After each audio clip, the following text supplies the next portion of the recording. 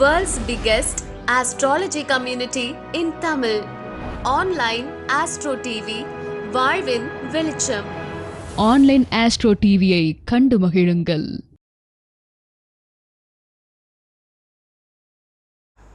நம்மளுடைய வாழ்க்கையில் எப்பவுமே நேர்வழியில் நம்ம பயணிச்சுக்கிட்டே இருந்தோம் அப்படின்னாவே நம்ம கூட இருக்கிறவங்க, நம்மளை பார்த்து இயங்குறவங்க எல்லாமே ஒரே நேர்கோட்டில் பயணிக்க ஆரம்பிச்சிருவாங்க. அதுக்கு மீறி தவறான வகையில் பயணிச்சிருந்தால் கூட அவங்க ஆட்டோமேட்டிக்காக நம்மளை விட்டு விலகிடுவாங்க. இதுதான் என்னுடைய கொள்கை. தர்மசாஸ்திராவில் நான் ஆரம்பித்தது வந்து இந்த கொள்கையை நான் ஃபாலோ பண்ணுறேன். ரைட்டுங்களா? என்னை விட்டு வெளியே போகிறாங்க அப்படின்னா அவங்க ஏதோ ஒரு வகையில் எனக்கு துரோகம் பண்ணக்கூடிய ஒரு சூழ்நிலை ஏற்படுத்தியிருக்கணும். அப்படி ஏற்படுத்துறதுனால அவங்க வெளியே போகிறாங்க அப்படின்றது தான் நான் நினச்சிட்டு இருக்கேன். என்னை விட்டு வெளியே போனாங்கன்னா, ஏன்னா எந்த சூழ்நிலையுமே அவங்க அழியணும், அவங்க வளரக்கூடாது, அவங்க வாழக்கூடாதுன்னு நான் நினைக்கிறது கிடையாது. என்னை நம்பி இருக்காங்க, எந்த சூழ்நிலையும் நம்ம கைவிடக்கூடாது. அவங்களே தப்பு செஞ்சால் கூட மன்னிச்சு விட்டு கொடுக்குற குணங்கள் தான் எங்கிட்ட இருக்குது. இந்த கொள்கையை வந்து நம்ம கடைப்பிடிச்சிட்டு இருக்கிறோம். அந்த வகையில் இது எதுக்காக சொல்லப்படுறேன் அப்படின்னா, யாருக்கெல்லாம் லக்னத்தில் சனி இருக்கோ இவங்க இந்த ஒன்றை ஃபாலோ பண்ணாவே அவங்க வாழ்க்கையில் ஜெயிச்சிடலாம். நல்லா புரிஞ்சுக்கோங்க. அதுதான் அதுக்கான நிவர்த்தி. லக்னத்தில் சனி இருந்து நீ மந்தத்தன்மையாக இருப்பேன் அப்படிலாம் கிடையாது. அதுக்கு நிறைய சூட்சம பாயிண்ட்லாம் இருக்குது. எனக்கு லக்னத்தில் சனி, ஓகேங்களா? அவருக்கும் லக்னத்தில் சனி. லக்னத்தில் சனி இருக்கிறவங்க ஒன்று நேர்கோட்டில் பயணிக்கணும், இல்லைனா ஆப்போசிட்டில் பயணிக்கணும். ரெண்டுமே சனியோடைய தன்மை தான், ஓகேங்களா? அதில் நேர்கோட்டில் பயணிக்க ஆரம்பிச்சிட்டிங்கன்னா உங்களுக்கு எல்லாமே நேர்மையான சிந்தனைகள் உருவாயிரும், நேர்மையான பாதைகள் தெளிவாயிரும், இதெல்லாம் உருவாயிரும். ஸோ இது எதுக்காக சொல்லப்படுறேன் அப்படின்னா, சனி அப்படின்றவனை நம்ம என்னவா சொல்கிறோன்னா, மற்ற கிரகங்களை சொல்லப்பட்டதை விட சனியை வந்து நீதிமான் அப்படின்னு ஒரு மிகப்பெரிய ஒரு பொறுப்பை கொடுத்து வச்சுருக்கிறோம். அப்போ அந்த சனியுடைய தன்மையை தீர்மானிக்கிறதுக்கு சனி பகவானும் கர்ம தோஷமும் அப்படின்ற ஒரு அற்புதமான ஒரு தலைப்பை எடுத்துக்கிட்டு அதில் வந்து தன்னுடைய ஆய்வுகளை வந்து வெளிப்பட வந்து சொல்லக்கூடிய நமது தர்மசாஸ்திரா ஜோதிடபதியினுடைய மகளிரணி செயலாளர் திருமதி ஐஸ்வர்யா மஞ்சுளா தேவியை இங்கே வந்து பேச வருமாறு அன்புடன் அழைக்கிறேன். அற்புதமான ஒரு உரை, நீங்கள் கேட்டுக்கோங்க, அதை ஃபாலோ பண்ணுங்கள். இன்னைக்கு இதை பார்க்கக்கூடிய நபர்கள் வந்து சனி பகவானுடைய கர்மதோஷங்கள் விலகி மிகப்பெரிய அளவில் வாழ்வில் வெற்றி பெறுவதற்கு என்னுடைய வாழ்த்துக்களை கூறி இந்த தருணத்தை அவரிடம் ஒப்படைக்கிறேன். நன்றி. அனைவருக்கும் வணக்கம். இந்த ஒரு நல்லதொரு வாய்ப்பை எனக்கு அளித்த எனது குருநாதர் மணிகண்டராஜ் ஐயா அவர்களுக்கும், இந்த நிகழ்ச்சியை உலகம் முழுவதும் ஒளிபரப்பிக் கொண்டிருக்கின்ற ஸ்டார் ஆன்லைன் ஆஸ்ட்ரோ டிவியினுடைய உரிமையாளர் முத்துப்பண்ணையன் அவர்களுக்கும், இந்த நிகழ்ச்சியை ஒளிபரப்பு உதவி கொண்டிருக்கின்ற கதிரண்ணா அவர்களுக்கும், இங்கு குழுமி இருக்கின்ற அனைத்து ஜோதிட உறவுகளுக்கும், இந்த நிகழ்ச்சியை கண்டு கழித்து கொண்டிருக்கின்ற அனைத்து ஜோதிட உறவுகளுக்கும் எனது மனமார்ந்த நன்றியை தெரிவித்துக் கொள்கின்றேன். என்னுடைய உரையை ஆரம்பிக்கிறதுக்கு முன்னாடி, எங்களுடைய குடும்ப விழாவானது வருகின்ற ஜனவரி 4, 5ஆம் தேதி 4வது ஆண்டு விழாவாக நம்மளுடைய பள்ளிப்பாளையத்தில் இருக்கக்கூடிய பாவாயம்மாள் திருமண மண்டபத்தில் நடைபெற உள்ளது. அந்த விழாவிற்கு உங்கள் அனைவரையும் குடும்பத்துடன் இந்த நிகழ்ச்சியை பார்த்து கொண்டிருக்கின்ற அனைத்து ஜோதிட உறவுகளையும் இதை வந்துட்டு நீங்கள் ஒரு இன்விடேஷன் கார்டாக என்னுடைய நினச்சிட்டு வருகின்ற ஜனவரி 4ஆம் தேதி மற்றும் 5ஆம் தேதி 2 நாட்களும் நம்மளுடைய ஜோதிட குடும்ப விழாவிற்கு வருகை தருமாறு அன்புடன் வரவேற்று, இன்றைய நம்மளுடைய தலைப்பு சனி பகவானும் கர்ம தோஷமும். ஏன் வந்துட்டு சனி பகவானை வந்துட்டு கர்மாவுக்கு வந்து காரணமாக கொடுக்குறோம் அப்படின்னு சொல்லி பார்த்தோம் அப்படின்னம்னா, கர்மாங்கிறது வந்துட்டு ஒரு கண்ணாடி மாதிரி. நாம் என்ன பண்ணுறோமோ அதுதான் நம்மளுக்கு ரிஃப்ளெக்ட் ஆகும், அதுதான் கர்மா. ராகு கேது என்ன பண்ணாங்க அப்படின்னா, நம்ம என்ன போன ஜென்மத்தில் என்ன பாவம் புண்ணியங்கள் என்ன நாம் பண்ணணுமோ, கர்ம வினைகளை என்ன பண்ணணுமோ அது எல்லாத்தையும் கணக்கு பார்த்துக்கோ அப்படின்னு சொல்லிட்டு பொறுப்பை யார்கிட்ட கொடுக்குறாங்கன்னு பார்த்தீங்கன்னா சனி பகவான்கிட்ட தான் கொடுப்பாங்க. ஏன் சனி பகவான்கிட்ட கொடுக்குறாங்கன்னா, சனி பகவான் எல்லாத்துக்கும் உங்களுக்கு தெரிஞ்சது தான் நீதிமான், நேர்மையானவர். அது யாராக இருந்தாலும், பெத்த தாயாக இருந்தாலும், தந்தையாக இருந்தாலும், கட்டண மனைவியாக இருந்தாலும், யாராக இருந்தாலும் தவறுனா தவறு, சரினா சரி அவரை பொறுத்த வரைக்கும். அதனால தான் நம்மளுடைய பாவ கணக்குகள் புண்ணிய கணக்குகளையே அதை வந்து ஹேண்டில் பண்ணுற பொறுப்பை யாருக்கு கொடுத்துருக்காருங்க அப்படின்னா, ராகு கேது சனி பகவான்கிட்ட வந்து கொடுத்துருக்காங்க. சரிங்களா? நம்மளுக்கே ஒரு விஷயம் தெரியும், சனி பகவானுக்கு வந்து பார்த்திங்க அப்படின்னம்னா யார் அப்படின்னு பார்த்தீங்கன்னா, நம்ம பிளானட்டுக்கு எல்லாமே ஹீரோ ஆஃப் த பிளானட் அப்படின்னா யாருன்னு பார்த்தீங்கன்னா நம்மளுடைய சனி பகவான். சரிங்களா? ஏன்னா சனி பகவான் வந்துட்டு சூரியனுக்கும் சனிக்கும் ஆகாது. இது எல்லாத்துக்கும் தெரிஞ்ச விஷயந்தான். ஏன் வந்து ஆகாது? ஒரு புராண கதைகளே இருக்குது. ஏன்னு வந்து பார்த்தீங்க அப்படின்னம்னா, நம்மளுடைய சூரிய பகவான் தான் வந்துட்டு சனி பகவானுடைய தந்தை. அவனுடைய மனைவி தான் வந்துட்டு சந்தியா. அவங்க கூடவே இருந்தங்காட்டி சூரியன் எப்படி இருப்பார்? ரொம்ப ஹீட்டாக இருப்பார். அவர் கூடவே இருந்தங்காட்டி அந்த வெப்பத்தின் காரணமாக என்ன பண்ணுறாங்க, அந்த அம்மா அவங்களுடைய ஒரிஜினாலிட்டியை வந்துட்டு இறந்துட்டாங்க. சரிங்களா? அதனால் வந்து என்ன பண்ணுறாங்கன்னா, பூலோகத்தில் போய் கொஞ்ச நாள் நான் வந்து தவம் இருந்து நான் ரெஃப்ரெஷ் ஆகி வரேன் அப்படின்னு சொல்லிட்டு போகும் பொழுது அவங்க வந்துட்டு அவங்களுடைய இன்னொரு பிறவியாக வந்துட்டு ஒரு நிழலை வந்துட்டு சாயாதேவியாக ஒரு உருவத்தை வந்துட்டு படைச்சிட்டு அவங்க வந்துட்டு பூலோகம் போயிடுறாங்க. அப்போ வந்து பார்த்தீங்க அப்படின்னம்னா, அந்த சூரியன் கூட வந்து சாயாதேவி வாழ்ந்து நம்மளுக்கு சனி பகவான் அப்படிங்கிறவர் வந்துட்டு நம்மளுக்கு மகனாக வந்து அவங்களுக்கு பிறக்கிறாங்க. ஏன் சனி பகவான் வந்துட்டு சூரியனுக்கும் சனிக்கு எதனால் ஒத்து போகிறது இல்லைன்னா, சூரியன் வந்து எப்படி இருப்பார்? பிரைட்டாக இருப்பார். ஏன்னா சாயாதேவி நிழலுக்கு பிறந்த மகனாங்கட்டி சனி பகவான் எப்படிறாரு? அது நிழல் கிரகம். நம்மளே எவ்வளோ பிரைட்டாக இருந்தாலும் நம்மளுடைய நிழல் என்ன கலரில் இருக்குது? நான் ஒயிட்டு. ஏன்னா என் நிழல் எப்படி இருக்கும்? கருப்பு.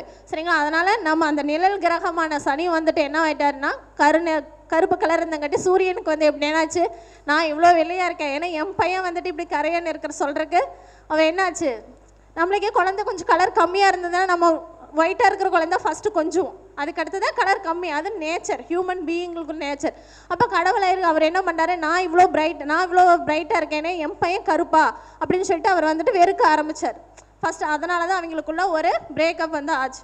அது அப்படியே வந்து இதாகிட்டே இருக்குங்காட்டி என்ன பண்ணார், கொஞ்ச நாள் கழித்து சந்தியா வந்துட்டு ரிட்டர்ன் கம்பேக் வந்துடுறாங்க. சரியா? வந்த பின்னாடி என்ன பண்ணுறாங்க, சாயாதேவியை வந்துட்டு அவங்க என்ன அவங்களுடைய நிழல் தானே, அதனால சாயாதேவியை மறுபடியும் அவங்களுக்குள்ளேயே எடுத்துடுறாங்க. என்னதான் சந்தியா வந்துட்டு ஒரிஜினலாக இருந்தாலும் சனி பகவானை பொறுத்த வரைக்கும் சாயாதேவி தான் அம்மா.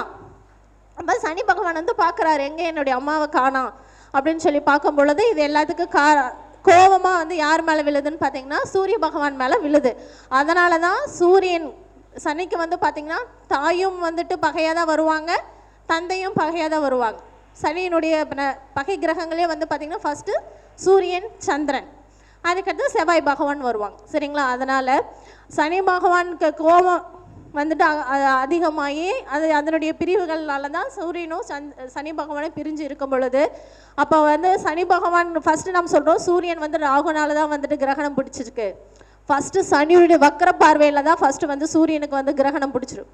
சரிங்களா? அதுக்கடுத்தது சிவபெருமான்கிட்ட போய் சூரிய பகவான் வந்து ரொம்ப பயந்துருவார். அவருக்கு என்னடா எனக்கு சனியும் பார்த்து எனக்கு வந்துட்டு என் மகன் பார்த்து எனக்கு வந்து இப்படி கிரகணம் பிடிச்சிருச்சே அப்படின்னு சொல்லிட்டு சிவபெருமான்கிட்ட சொல்லும் பொழுது சிவபெருமான் வந்து சொல்லுவார், ஏன்னா சனி பகவான் வந்துட்டு நியாய தர்மங்களுக்காக படைக்கப்பட்ட ஒரு பிறப்பு அது அப்படின்னு சொல்லிட்டு சனி பகவான் வந்துட்டு பூலோகத்துக்கு அனுப்பிச்சிருவாங்க. நீ போய் பூலோகத்தில் இருக்கக்கூடிய மக்கள்கள் செய்யக்கூடிய நல்ல தீமைகளை பொறுத்து அவங்களுக்கு வந்துட்டு பலனை அனுபவிக்க வேண்டிய பொறுப்பை வந்து உனக்கு அப்படின்னு சொல்லிட்டு அவர் வந்து பூலோகத்துக்கு அனுப்பிச்சிருவார்.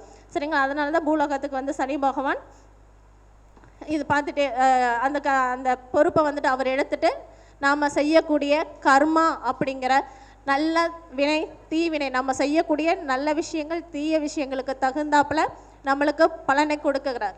அதான் நம்ம சொல்லுவோம்ல, 7.5 சனி, அஷ்டமச்சனி, அர்த்தாஷ்டமச்சனி, எந்த சனி பகவான் எந்த சனி தசா நடந்தாலும் நல்லதும் நடக்கும் தீமையும் நடக்கும். அதெல்லாம் என்னன்னு பார்த்தீங்கன்னா நாம் செய்யக்கூடிய வினைகள் செயல்களை பொறுத்து தான் வந்துட்டு அது தோஷமாக மாறுறது, யோகமாக மாறுறது.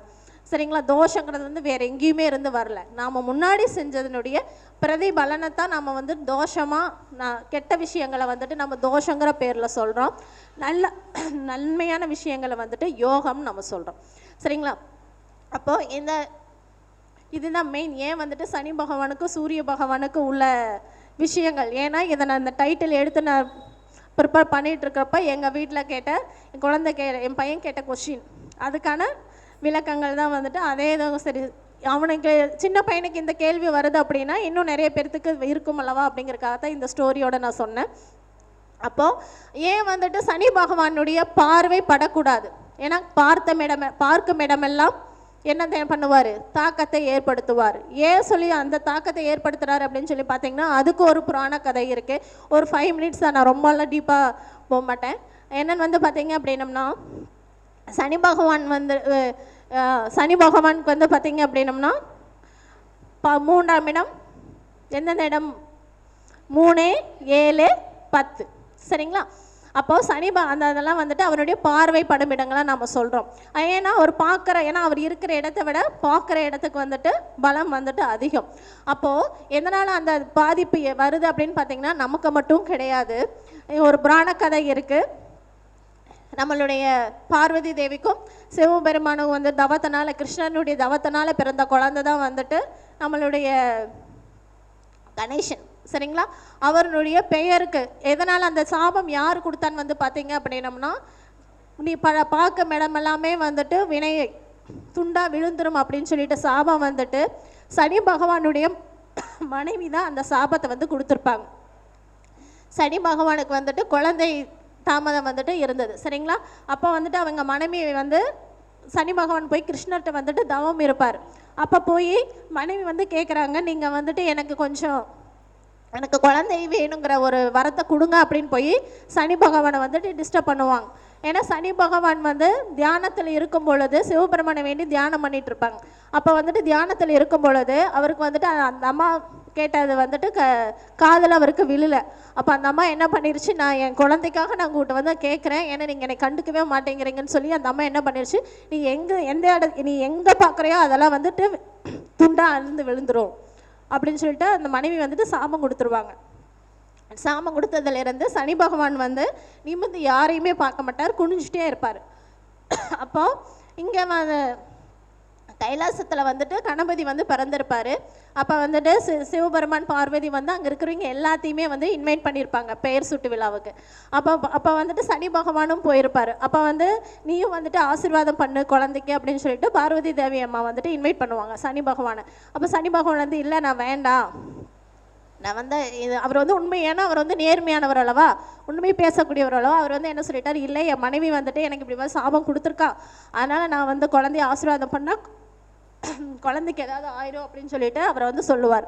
அதுக்கு வந்துட்டு பார்வதி அம்மா வந்து சிரிச்சுட்டு, என்ன காமெடி பண்ணுறியா, அதெல்லாம் ஒன்றும் ஆகாது, என் குழந்தைக்கு நீ வந்து பாரு ஆசீர்வாதம் பண்ணுன்னு சொல்லி சொல்லுவாங்க. அப்போ வந்துட்டு சனி பகவான் அது என்ன பண்ணுவாராமோ, போய் நேராக கூட அந்த கணேஷாவை பார்க்க மாட்டாராமோ, சைடில் மட்டும் அப்படி சைடில் மட்டும் அவர் பார்த்துருக்கிறார். அந்த சைடில் பார்த்ததுக்கே கணேஷானுடைய தலை வந்துட்டு துண்டா போயிடுச்சாமா.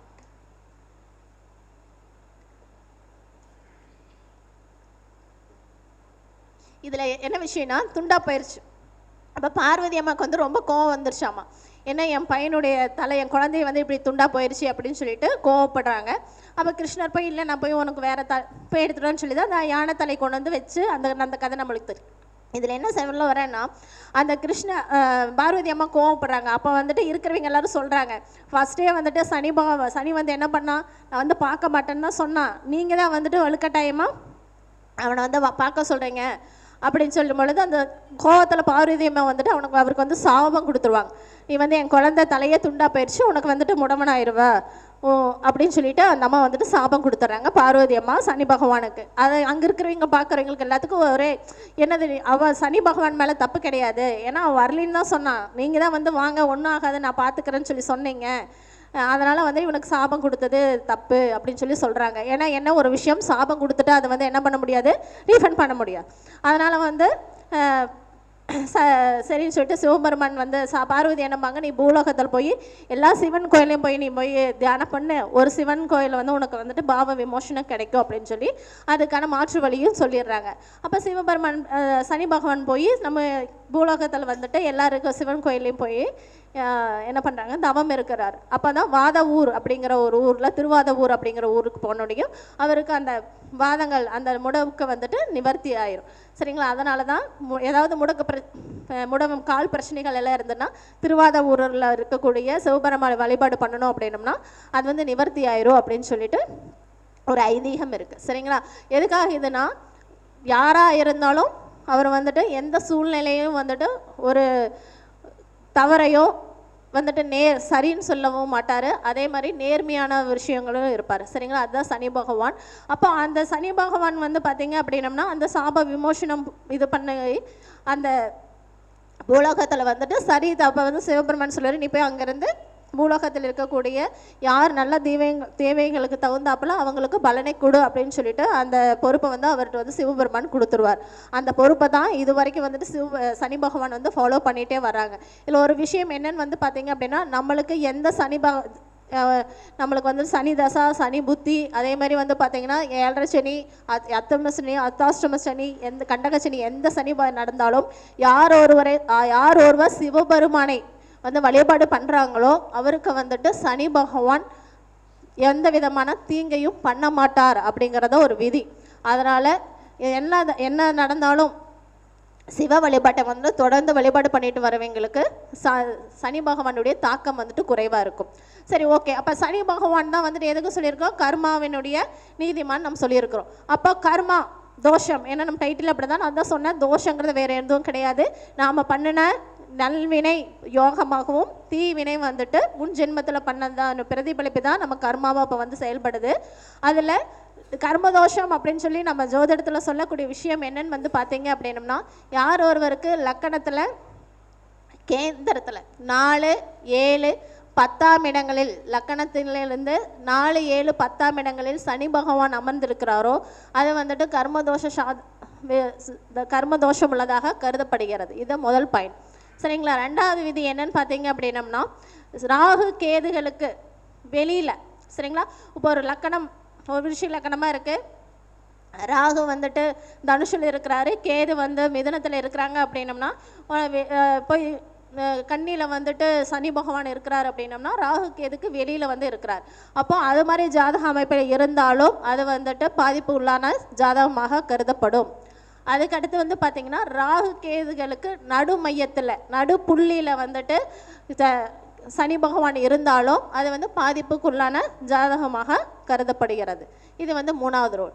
4 வந்து பார்த்திங்க அப்படின்னம்னா, கேந்திராதிபதியினுடைய நட்சத்திரத்தில் சனி பகவான் இருந்தாலும் அது வந்துட்டு கர்மதோஷ பாதிப்பாக எடுத்துக்கொள்ளப்படுகிறது. சரிங்களா? அதுக்கு அடுத்தது 4ஆம் அதிபதியினுடைய கூடவே வந்துட்டு சனி பகவான் இருந்தாலும் லக்கணத்துக்கு 4ஆம் அதிபதி கூடவோ, லக்னாதிபதி கூடவோ, 7ஆம் அதிபதி கூடவோ, 10ஆம் அதிபதி கூடவோ சனி பகவான் அமர்ந்து இருந்தாலும் அது வந்து பாதிப்புக்குள்ளான ஜாதகமாக எடுத்துக்கொள்ளப்படுகிறது.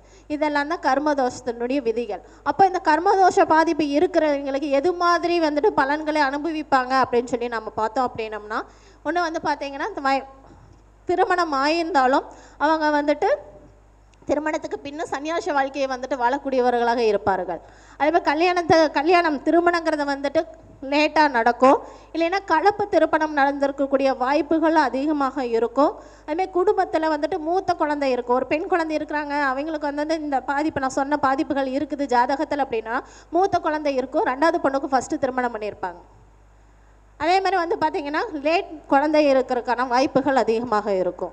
அதேமாதிரி வந்து பார்த்திங்கன்னா வேலை தான் வந்துட்டு கண்ணாக இருப்பாங்க, குடும்பங்கிறது வந்து 2வது அப்படிங்கிற மாதிரி இருப்பாங்க.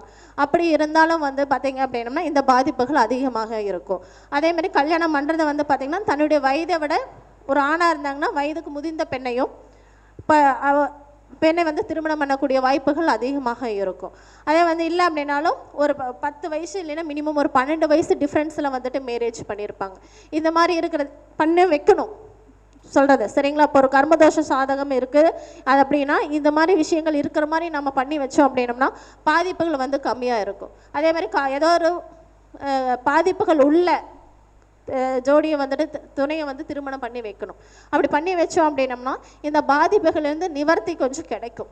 சரிங்களா? இந்த வேணா பாருங்க, இந்த நான் ஒரு லக்கணத்தில் 4, 7, 10 சனி பகவான் இருந்து இல்லை அந்த சமசப்தமாக பார்வையில் இருந்தாலும் இந்த மாதிரி விஷயங்கள் அந்த ஜாதகத்தில் இருக்கக்கூடியவங்களுக்கு நிச்சயமாக நடந்திருக்கும். இல்லை குடும்பத்தில் வந்துட்டு இந்த அமைப்பு இருக்கும். அதே கூட பிறந்தவங்க வந்து அந்த குடும்பத்தில் கூட பிறந்தவங்க வந்துட்டு ஒரு 3 பேர், 5 பேர், 8 பேர் அது மாதிரி விஷயத்தில் வந்துட்டு இருப்பாங்க.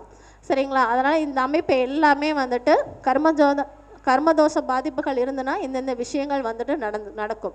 அப்போ இந்த கர்மதோஷ பாதிப்பிலிருந்து விலகணும் அப்படின்னா என்ன பண்ணணும் அப்படின்னு வந்து பார்த்தீங்க அப்படின்னா, நம்ம அதான் சொல்லுவாங்க காசி ஜாதகம். இப்போல்லாம் ஒரு ஃபேமிலியாக போயிட்டுருக்கு, அதான் எனக்கே ஃபோன் பண்ணி என் ஜாதகம் காசி ஜாதகமானு பார்த்து சொல்லுங்கள், அதுக்கு இவ்வளோ லேக்ஸ் கேட்குறாங்க, இவ்வளோ செலவுன்னு சொல்கிறாங்க. இது மாதிரியெல்லாம் இப்போ அஸ்ட்ராலஜிஸ்ட் மார்க்கெட்டிங் ஏன்னா ஒரு பெரிய மார்க்கெட்டிங் சிஸ்டம் என்னன்னு பார்த்தீங்கன்னா அஸ்ட்ராலஜி இப்போ அப்படி தான் ஆகிட்டு இருக்குது சரிங்களா. ஏன்னா யாரை பார்த்தாலும் அஸ்ட்ராலஜியில் வந்துட்டு நிறையா சம்பாதிக்கலாம் அப்படிங்கிற ஒரு தாட் வந்து எல்லாத்துக்குள்ளேயும் மக்களுக்குள்ளேயே பரப்பிட்டாங்க.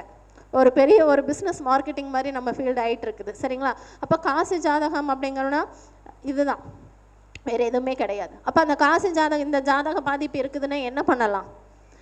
லக்கணம் 4, 7, 10 அந்த இடத்துல சனி பகவான் இருந்தால் போதும். சனினா என்ன? நேர்மையாக இருக்கணும், நல்லது பண்ணணும் சரிங்களா. கெட்டது பண்ணாமல் இருந்தாவே அந்த பாதிப்பை வந்து நம்மளை பாதி குறைச்சிருவார். அப்போ அந்த பாவகம் உயிர் காரணிகளை எடுத்துக்கோங்க. 4ஆம் இடம்னா யார்? அம்மா. 7ஆம் இடம்னா அம்மாவுக்கு அம்மா, இல்லைன்னா கல்யாணம் ஆயிடுச்சுன்னா மனைவி கணவன். 10ஆம் இடம்னா அவங்க அம்மா, மாமியார் சரிங்களா. அப்போ அதுக்கடுத்தது 10 லக்கணம் அப்படின்னா அந்த பாட்டி. இப்போ 4ஆம் இடம்னா எங்கள் அம்மா, இப்போ 7ஆம் இடம்னா எங்கள் அம்மாவோட அம்மா. அதே 10ஆம் இடம் அப்படின்னா எங்கள் அம்மாவுக்கு அம்மா இருந்தாங்கன்னா அவங்க.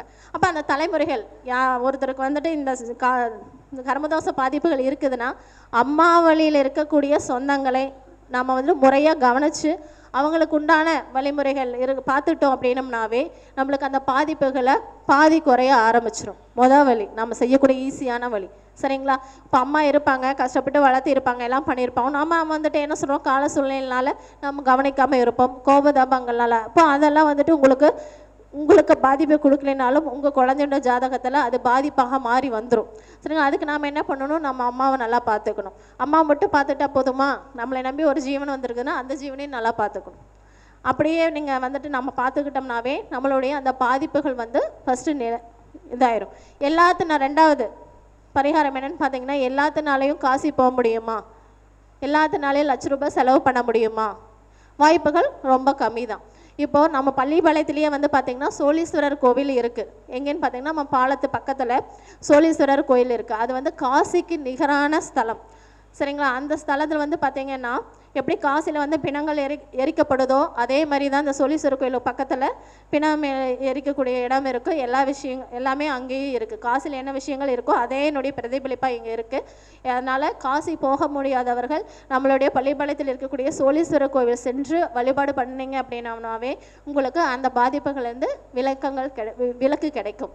அப்போது எனக்கு பாதிப்பு இருக்குது, அப்போ நான் மட்டும் போனால் போதுமா அப்படின்னா இல்லை. எந்த ஒரு பரிகாரம் பண்ணுற மாதிரி இருந்தாலும் நம்ம குடும்பத்தோடு சேர்ந்து தான் போய் பண்ணணும். அப்போ தான் அதனுடைய பலன் வந்துட்டு உங்களுக்கு வந்து கிடைக்கும். ஏன் வந்து பார்த்தீங்கன்னா நான் மட்டும் தனியால் கிடையாது, என்னுடைய சந்ததி, என்னுடைய முன்னோர்கள், என்னுடைய ஜீன் தான் வந்துட்டு முன்ஜென்ம கர்மா தான் வந்துட்டு என்னுடைய குடும்பத்தில் இருக்கும்.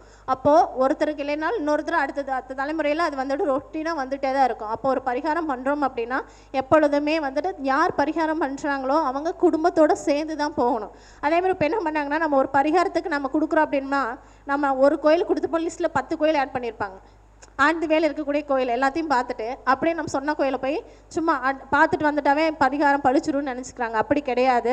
பரிகாரம் அப்படின்னு சொல்லி நம்ம போகும் பொழுது எந்த விஷயத்துக்கு எந்த கோவிலுக்கு நம்ம ரெஃபர் பண்ணுறோமோ அந்த கோவிலுக்கு மட்டும்தான் நீங்கள் போயிட்டு சொன்ன வழிமுறைகளை செஞ்சுட்டு வரணும். அதுக்கு அந்த வேறு எந்த கோவிலுக்கும் போகக்கூடாது, வெளியில் எங்கேயும் தங்கக்கூடாது. முடிஞ்ச அந்த இப்போ சொல்கிற விஷயங்களை ப்ராப்பராக பண்ணால் மட்டும்தான் உங்களுக்கு வந்துட்டு வேலை செய்யும். அதுக்கடுத்தது பரிகாரம் மட்டும் பண்ணினா போதுமானு கேட்டீங்கன்னா இல்லவே கிடையாது. கம்பல்சரி அன்னதானம் கொடுக்கணும். அப்போ அன்னதானம் கொடுத்தால் மட்டும்தான் நீங்கள் செய்யக்கூடிய காரியங்களுக்கான முழு பலனும் வந்துட்டு உங்களுக்கு கிடைக்கும். அப்போ தான் உங்களுடைய எவ்வளோ தூரம் நீங்கள் வந்து அன்னதானங்களை பண்ணுறீங்களோ அவ்வளோ தூரம் உங்களுக்கு வந்துட்டு கருமாக்கள் குறையும். எப்பவுமே ஒரு பணம் கொடுத்தீங்கன்னா போதுங்கிற ஒரு நிலைமை வந்துட்டு தான் இருக்கும். ஏன்னா சாப்பாடு மட்டும்தான். இப்போ எந்த பணமெல்லாம் கொடுத்தோன்னா நம்மளுக்கு எவ்வளோ கொடுத்தாலும் நம்மளுக்கு போதுன்னே நம்ம சொல்லவே மாட்டோம். சாப்பாடு மட்டும்தான் போதுங்கிற ஒரு வார்த்தையில் வந்துட்டு நிற்கும். இன்னொரு விஷயம் என்னென்னு பார்த்தீங்கன்னா, சாப்பாடுங்கிறது யார், என்ன காரகம்? சாப்பாடுங்கிறது என்ன காரகம்? சந்திரன். சனி பகவானுக்கு நீங்கள் வந்து பரிகாரம் பண்ணணுன்னா என்ன பண்ணணும்? சந்திரன். ஏன்னா அம்மா சரிங்களா. அந்த சந்திரனை வந்துட்டு நீங்கள் கொடுக்க தான் சனி பகவானுடைய தாக்கங்கள் குறையும். அதனால் அன்னதானம், தண்ணீர் தானம் ரெண்டுமே சேர்ந்து நீங்கள் கொடுக்க உங்களுக்கு சனி பகவானுடைய அந்த கர்மதோஷ பாதிப்புகள் விலக ஆரம்பிக்கும். அதே மாதிரி வந்து பார்த்திங்கன்னா சொல்கிறேன், தோஷங்கிறது எதுவும் கிடையாது. நாம் செஞ்சனுடைய வினை பயன்தான். நல்ல பலன் யோகம் கெடுதல் பலன் வந்துட்டு சாபம். அதுதான் வந்துட்டு நம்ம தோஷமாக நம்ம வந்துட்டு ஒரு எல்லாத்துக்கும் ஒரு வார்த்தைகளை வந்து பயன்படுத்தணும் அல்லவா? அப்போ தான் நம்மளுக்குள்ள ஒரு பயம் இருக்கும். அதுக்காக தான் நம்ம அந்த வார்த்தைகள் யூஸ் பண்ணுறோம். ஏன்னா முடிஞ்ச அளவுக்கு நம்ம தோஷங்கள் நெகட்டிவான வார்த்தைகளை வந்து பயன்படுத்துறது வந்து தவிர்த்துடலாம். நம்ம நல்லதை பண்ண ஆரம்பிக்கவே நம்மளுடைய கெடுபலன் வந்துட்டு குறைய ஆரம்பிச்சிடும். அதனால் நல்லதை செய்யணும். அதேமாதிரி நேர்மையாக யார் இருக்காங்களோ, ஏன்னா நேர்மையாக இருக்கத்தான் கத்திகள் பல விழும், ரத்தங்கள் பல வரும். சரிங்களா? அந்த ரத்தத்தை பார்த்து நம்ம எப்போவுமே பயப்படக்கூடாது. எது நடந்தாலும் பார்த்துக்கலாம். நேர்மையாக நம்ம வந்து ஸ்ட்ரைட்டாக நம்ம போயிட்டே இருந்தோம் அப்படின்னம்னா சனி பகவான் எப்பவுமே வந்துட்டு கெடுதல் பண்ணவே மாட்டார். அதுக்கு வளைஞ்சு தான் போகணும், வளைஞ்சு நெளிஞ்சு ராகு கேதுவாக தான் இருக்கணுங்கிற அவசியமாக இல்லை. வாழ்க்கையில் ஜெயிக்கணுமா சனி பகவான் மாதிரி இருந்தாலும் சனி மாதிரி ஸ்லோவாக, ஏன்னா அவர் 1 டிகிரி கிராஸ் பண்ணவே 3 மாதம் எடுத்துக்குவார். பரவாயில்ல, 30 மாதம் எடுத்துட்டாலும் பரவாயில்ல, மெதுவாக போனாலும் மாதிரி கண்டிப்பாக நிச்சயமாக நாமளும் ஜெயிப்போம் என்று கூறி இந்த வாய்ப்பை அளித்த இந்த குருநாதர் மணிராஜ் ஐயா அவர்களுக்கு நன்றியை கூறிக்கொண்டு என்னுடைய நம்பர் நோட் பண்ணிக்கோங்க. 8072841651 8072841651. இன்னொரு முறை எங்களுடைய தர்மசாஸ்தா குடும்ப விழாவிற்கு ஜனவரி 4, 5ஆம் தேதி பாவாயம்மாள் மண்டபத்தில் நடைபெறக்கூடிய விழாவிற்கு அனைவரையும் வருக என அன்புடன் அழைத்து இந்த என்னோட நன்றியை தெரிவித்துக் கொள்கிறேன். எல்லாருக்கும் எல்லாம் சித்தியாகட்டும். நன்றி, வாழ்க வளமுடன். மிகவும் அற்புதமாக பல காலங்களாக எங்கன்னா இந்த கர்மதோஷத்தில் நம்மளுடைய பள்ளிப்பாளையம் சோழீஸ்வரம் கோவில் அற்புதமான ஒரு ஸ்தலங்கிறது வந்து பதிவு பண்ணணுங்கிறது எங்களுடைய எண்ணம். அதை வந்து இன்றைக்கி நம்மளுடைய துணை ஆசிரியர் வந்து தெளிவாக பதிவு பண்ணியிருக்காங்க. ஸோ நம்மளால் முடியல அப்படின்னா ஒரு 108 பிரதோஷ வழிபாடை வந்து யார் ஒருவர் சோழீஸ்வரம் கோவிலில் பண்ணுறாங்களோ அவங்களுக்கு வாழ்க்கை முழுவதும் எந்த விதமான பிரச்சனையும் வரலைங்க. நான் சின்ன வயசில் இருக்கும்போது ஒரு 48 முறை ஃபாலோ பண்ணோம். அதுக்கப்புறம் தொடர்ந்து என்னால் ஃபாலோ பண்ண முடியலை. ஓகேங்களா? நான் அப்போ வந்து நான் ஃபாலோ பண்ணும்போது என்னென்னா கண்டிப்பாக வந்து ஸ்கூலில் ஃபஸ்ட்டு மார்க் எடுக்கணும்னு நினச்சி நான் ஃபாலோ பண்ணேன். ஆனால் 2வது மார்க் எடுத்துட்டேன். அந்த மாதிரி வந்து ஒரு முறையான ஒரு வேண்டுதலோடு நீங்கள் ஒரு 48 முறை, மினிமம் 48, அதிகபட்சம் 108 நம்மளால் முடிஞ்சது அப்படின்னா எந்த செலவும் கிடையாது. பிரதோஷத்தன்னைக்கு நம்ம போக போகிறோம், வேறு என்ன பண்ண போகிறோம்? பிரதோஷம் போகிறோன்னா போயிட்டு உடனே வரக்கூடாது. ஓகேங்களா? எப்படி பார்த்தாலும் ஒரு 1.5 மணி நேரமாவது அந்த கோவிலில் நம்ம அந்த டைமில் இருக்கணும். அதுதான் கணக்கே ஒழிய போய் பிரதோஷம் போய் சாமி கும்பிட சொல்லிட்டாங்கன்னு நேராக போய் தலைவா நான் வந்துட்டேன் என்னை பார்த்துட்டுன்னு சொல்லிட்டு வரக்கூடாது. அந்த மாதிரி போகிறதெல்லாம் ஒரு யூஸும் கிடையாது. அபிஷேகம் கண்டிப்பாக பார்க்கணும். 3 முறை அந்த வலம் வரக்கூடிய நேரங்களில் நீங்கள் வலம் வரணும். அப்போ தான் வந்து 33 கோடி தேவருடைய ஆசீர்வாதம் கிடைக்கும். அதை பண்ணாலும் போதும். ஓகேங்களா? அதே போல் யார் கர்ம ஜாதகத்தில் இருந்தாலும் கம்பல்சரி உங்களுடைய உறவுகளை நீங்கள் பேணாமல் நீங்கள் போய் காசியில் போய் நான் அதை கொடுத்தேன் இதை கொடுத்தனாலும் ஒன்றும் வேலை செய்யாதுங்க. தயவு செஞ்சு காசிக்கு போகிறது முக்கியம் கிடையாது. அங்கே போய் உங்களுடைய பாவங்களை கழிக்கிறதுக்கு முக்கியம் கிடையாது. நமக்கு இருக்க நம்ம வாழ்வதற்கு வழிகாட்டிய அனைவருக்கும் நம்மளாலான ஒரு கடமைகளையானது வாழ்நாள் முழுவதும் நீங்கள் செஞ்சுக்கிட்டே தான் இருக்கணும். அதை செஞ்சால் மட்டும்தான் கர்மதோஷமானது விலகும் என்று கூறிக்கொண்டு இந்த நேரத்தில் வந்து அற்புதமாக உரையாற்றிய நமது மஞ்சுளாதேவி அவர்களுக்கு நூலை கொடுத்து சிறப்பு கௌரவம் செலுத்துகிறோம். வாழ்த்துக்கள்.